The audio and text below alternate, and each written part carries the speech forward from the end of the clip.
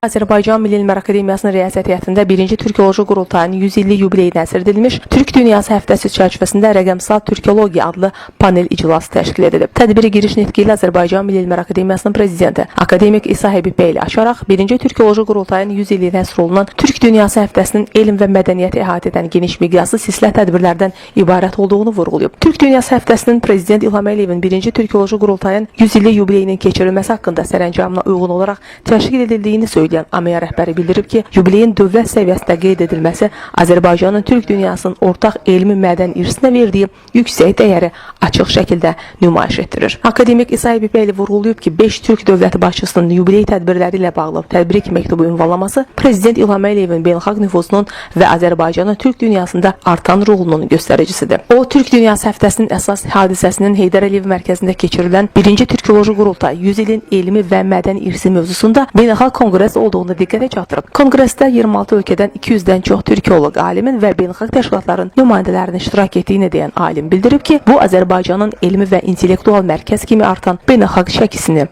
təsdiqləyir. Sonra AMEA-nın vitse-prezidenti akademik Rasim Əliquliyev çıxış edərək 1-ci Türkoloji Qurultayının bundan 100 il əvvəl məhz bu binada dövrün ən aktual elmi məsələlərini gündəmə gətirdiyini, bugün isə dünyanın tamamilə yeni reallıqlarla üz-üzə olduğunu vurğulayıb. O, müasir çağırışlar fonunda konqres çərçivəsində rəqəmsal Türkologiya panelinin təşkilini zəruri addım kimi dəyərləndirib. Akademik Rasim Əliquliyev son illər Türk dövlətlərinin rəhbərlərinin rəqəmsal inkişaf və süni intellekt məsələlərinə strateji prioritet kimi ön plana çəkdiklərini və Türkistan şəhərində keçirilən Türk Dövlətləri Təşkilatının dövlət başçılarının qeyri-rəsmi zirvə görüşündə bunu açıq şəkildə nümayiş etdirdiklərini bildirib.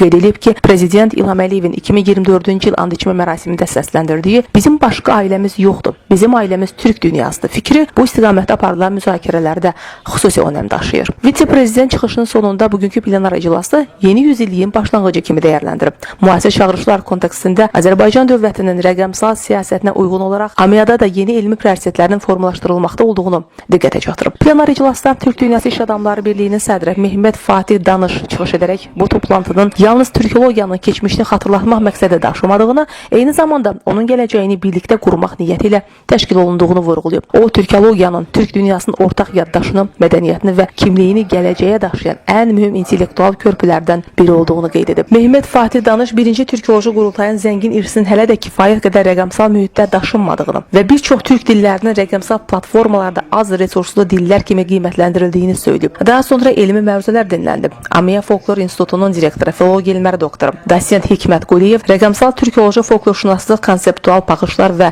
perspektivlər mövzusunda məruzə ilə çıxış edib. Hikmət Quliyev 1-ci Türkoloji Qurultayının 100 illiyinin türkologiyanın yeni mərhələsinin nəzəri və metodoloji istiqamətlərini yenidən dəyərləndirmək üçün mühüm elmi platforma olduğunu vurğulayıb. Tədbirdə həmçinin bir sıra məruzələr də dinləndi. Leyla Namik qızı, Ziya Xudiyev, Fərid Əşimov, Elm TV.